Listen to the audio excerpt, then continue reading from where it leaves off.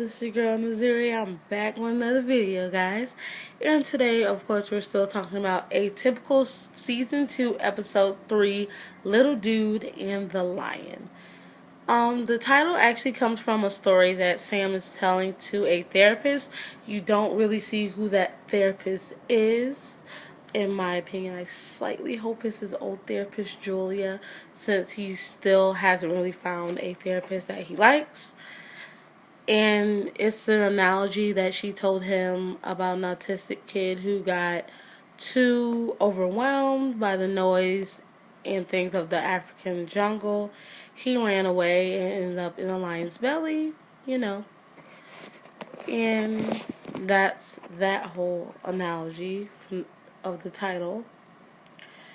And the show starts off with Cassie running with her boyfriend, and they're talking about how he never sees her, and so he decided to join her running.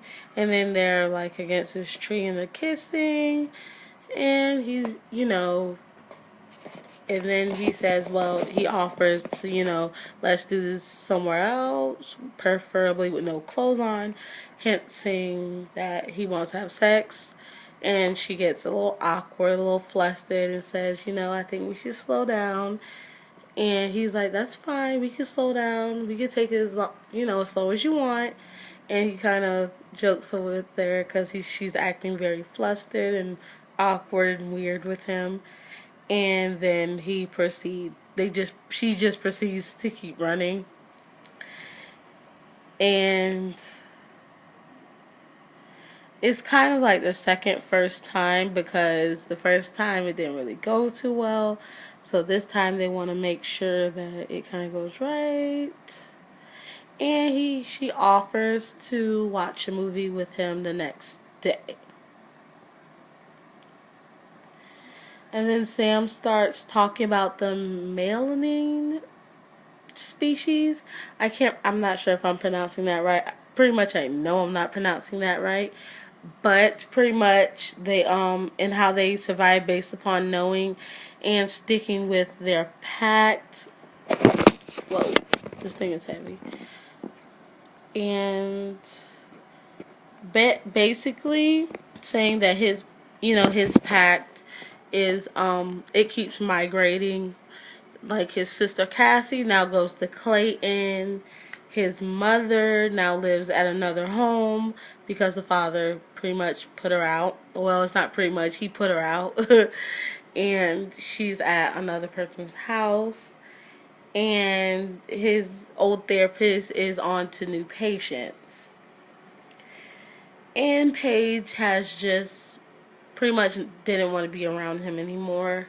And they're not even in a casual relationship anymore, so that's just odd. And pretty much saying that, he said that to say that people were worried about his first day by himself at Barry, I believe the school is called, I'm not sure. And it was actually after the breakup with Paige that he really started to suffer, and it was his 9th day that they should have worried about. Pretty much he backs into his locker and he starts fidgeting a little bit, almost like a tick. My son does that sometimes. And he puts on his headphones to kind of drown out the noise. And then he just walks off to class. And then there's a meeting with, I believe, a guidance counselor. Never said if she was or wasn't. They talk about Sam, and she asks about his future. And, the parents just want to know kind of what's going on. And Sam spills the beans that his mom cheated on his dad. And his Doug is just like, that's our business. You can't tell everybody. And Sam's just like, I don't care. When you start watching the series, you'll notice Sam does not lie. He's very blunt. And he's very straightforward with his feelings. And he just has to end. He's incapable of lying. And of course, the guidance counselor asks, is Sam going away to college? Elsa interjects, which I found to be rude because she was asking Sam. And she was like, yes. Well, no, he's not going away to college. He's going to take one or two courses at community college. Then he's going to stay home. And Sam's like, yeah, whatever, okay. And Doug's like, no, you don't have to do that. If you don't want to, you can go away to college. He's like, oh, it's okay. That's okay. That's what I want to do. And, the counselor offers them a peer group counseling for autistic kids who are seniors, and pretty much to help them through the change of that. And then they kind of start arguing a little bit, and then it gets awkward, and then the guidance counselor didn't make it any better, making some weird comment like, and that's the bell. And the bell didn't ring for 2 or 3 seconds later. And they were like, because at first they were like, huh, and then they heard the bell. I was like, oh, okay. And then they go off with Cassie to the next scene where Cassie's at Clayton. I think she's in gym class. They're running. Her and her rival Izzie are running. And she makes a comment and calls her by her former school's name. And they start pretty much racing each other. They're racing, they're running, and the coach makes a comment like, this is not a sprint. And they just pretty much ignore her and continue to run. And then Izzie falls and blames Cassie, saying that she pushed her. Which, if you look at it, Cassie never pushed her, which is just crazy. And they are sent to detention. And then in the next scene, Sam's in class. It's hot. Sam's in class, and the teacher announces that they're going to do a group activity. And this is something I've noticed. I always thought in season 1 that Sam was in a special needs class, but no, Sam is in a regular class, and that's actually awesome. And it starts getting loud. People start moving their desk around and talking a little louder.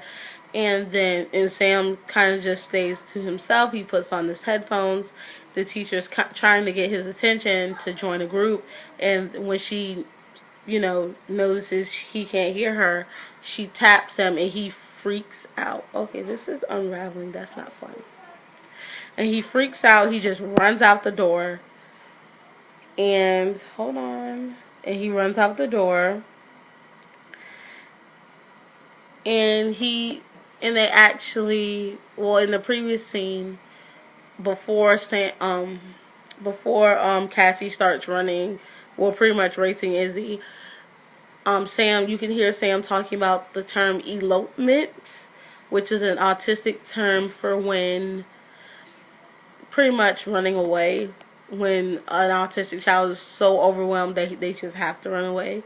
Which makes a lot of sense, because my son's done that before, where he just doesn't want to be in a room. He will just run away. It doesn't matter where. He just wants to be away. I never knew there was a term for it. And then we go on to Sam running out the door.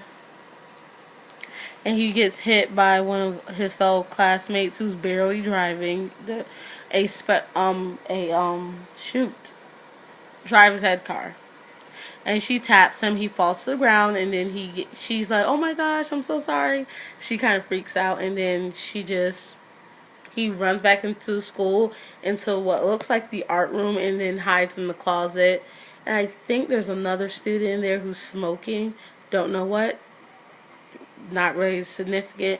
Then the next scene, there's his former therapist, Julia, who's in a therapy meeting, and her therapist is one of her friends, and she's talking about how her boyfriend never gave her a proper proposal, pretty much just saying, okay, you win. And he's talking about, well, you never gave me an answer, and he said, you won anyway, the ring cost a lot, blah, blah, blah. And complaining. And he's discussing that she's in denial about a lot of stuff, including her impending birth of her child, which she is pregnant, and he's the father. And her friend agrees because pretty much they can see that she's so much in denial that she won't buy maternity clothes, and she's holding her clothes with a rubber band. And she's refusing to tell her mother. She uses the excuse that her mother has a bad heart, which I don't believe that's why.